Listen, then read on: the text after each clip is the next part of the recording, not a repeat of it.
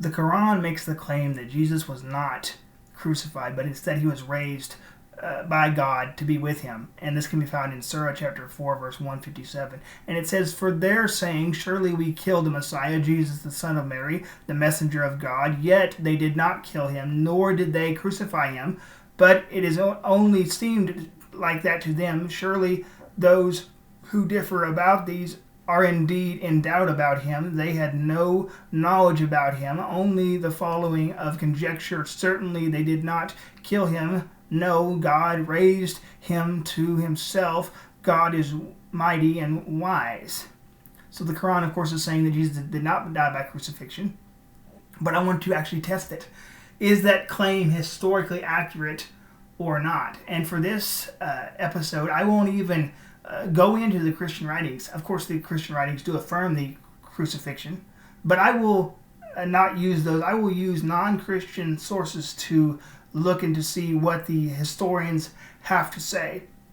And the first historian we're going to deal with is Josephus. He's a Jewish historian around 37 AD to 101 AD. He writes in his book, The Antiquities, book 18, chapter 3, section 3, he says, "Now there was about this time Jesus a wise man, if he can even be called a man, for he was a doer of wonderful works, a teacher of such men as received the truth with pleasure. He drew over to him many Jews and Gentiles. He was the Christ." Pay attention to this.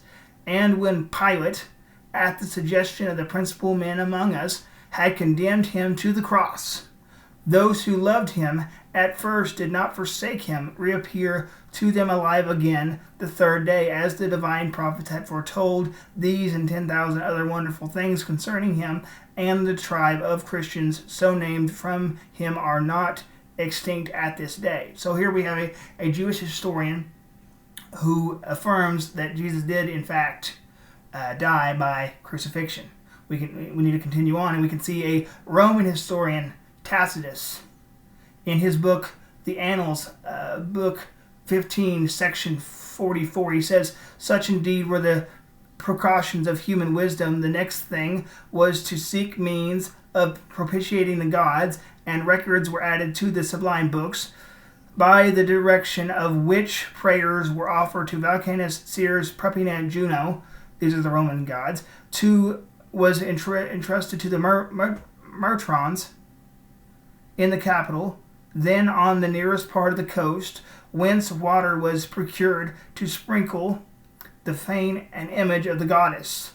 And there were sacred banquets and nightly vigils celebrated by the married women, but all human efforts, all the lavish gifts of the emperor, and all the propitiations of the gods, that the completion was a result of an order, consequently, to get rid of the report. Nero, this is speaking of the burning of Rome, fastened the guilt and inflicted the most exquisite tortures on a class hated for their abominations, called Christians by the populace.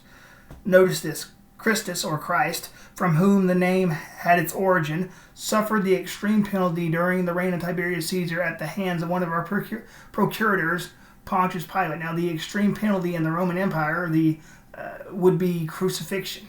So here we have a Roman historian saying that Christ did indeed die by crucifixion. But I want to bring one more person to your knowledge, and that would be the atheist New Testament scholar, Dr. Bart Ehrman.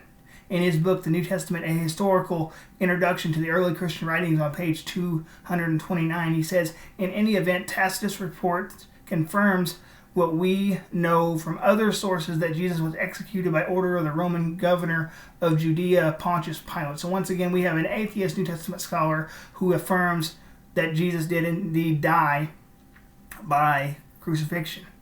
Now there is Dr. Bart Ehrman, he also does an interview, and I will link that in the description box, with regards to the Quran statement that Jesus was not crucified. He says, and I quote, "There is no actual evidence for it." Speaking of the Quranic claim that Jesus was not crucified, he says the only evidence with regards to Jesus being raised off the cross and brought to God would be from a 2nd century Gnostic text, which no serious historian accepts. So what he's saying is that the Quranic understanding of Christ not being crucified is not a historically accurate claim.